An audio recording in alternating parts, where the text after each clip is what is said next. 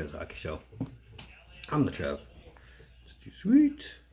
Anyway, been some time since I've done a video, much less a Sharks video for that matter. Know that I am playing catch up. And today's the start. I'm not gonna lie, serious lack of motivation. Know that I mean to correct that. But anyway, Sharks fans. Oof. This one's gonna be a tough one to fill. Effective today, Doug Wilson is no longer the general manager in San Jose. And as much as losing a good player would hurt, you could ultimately think losing a GM like Doug Wilson is really going to hurt. Because so much happened under Wilson. Let's talk about some of it.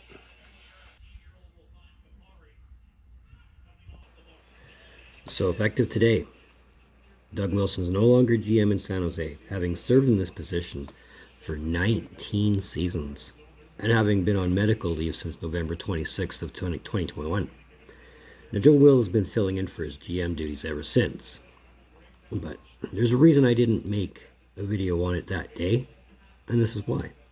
Not saying I'm premonitions or anything like that, but initially, he was hired on May 13th, 2003, replacing Dean Lombardi. In his first season, the Sharks went from missing the playoffs the previous season to winning the Pacific Division Championship, the first of 5 under Wilson's tenure. Now on top of that, they also advanced to the Western Conference Finals for the first time in team history, something they would do 4 more times during his tenure, along with advancing to the Stanley Cup in 2016.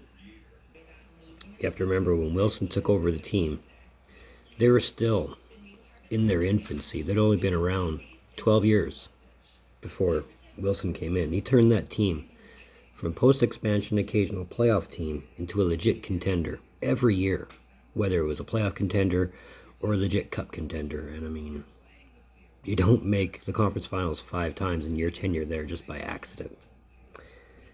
But during his time, the Sharks made the playoffs 14 times out of the 19 seasons he was there, including 10 straight from 2004 to 2014. A lot of that is Wilson. During that, they also won the President's Trophy in 2009, which is given out to the team who has the best overall record in the league. Again, not by accident. Now, Wilson was also aggressive on the trade market, and while some trades didn't work out, some of them did. And that's how he was able to turn the Sharks into legit playoff contenders every year.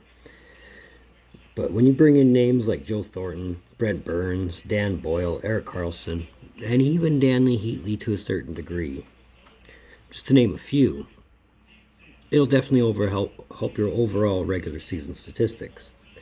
As far as drafting goes, like no one else. I mean, you brought in guys like Justin Braun and Tommy Wingels, Thomas Hertl, Mark-Edward Vlasic, Logan Couture, and Joe Pavelski. And that's just off the top of my head. I'm sure there's many names I'm forgetting, like Devin Setaguchi. But he could draft, and he could trade, and he built his team really well.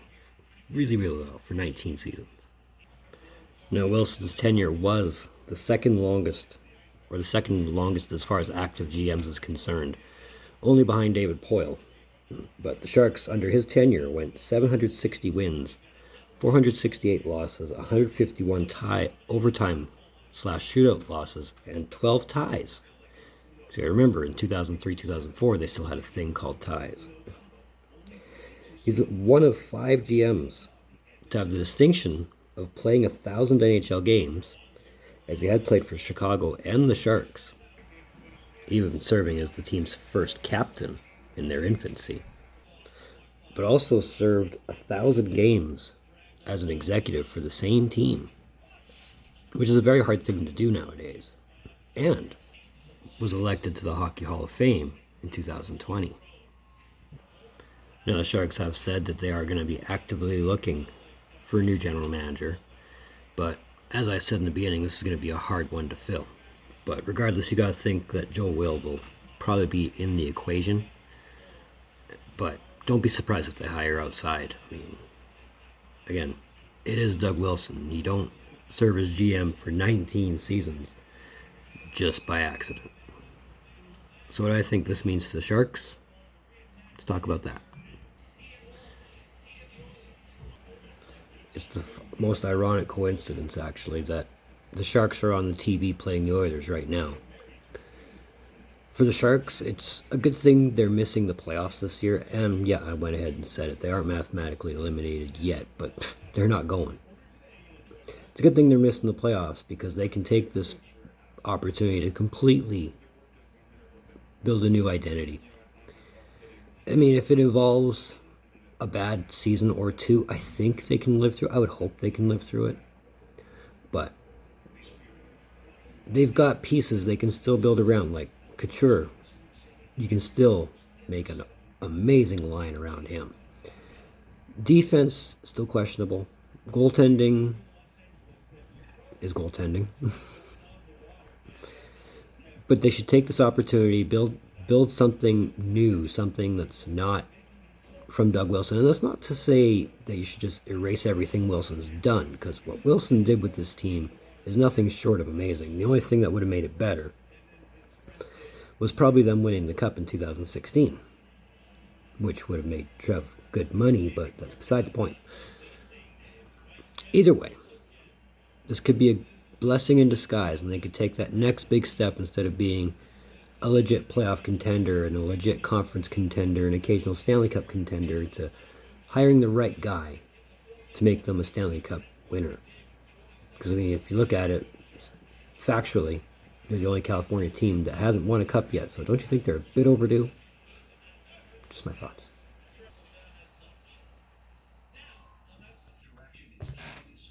That was another one of Trev's Hockey Shows.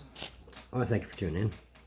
Don't think I don't appreciate the gesture, especially if you've made it this far.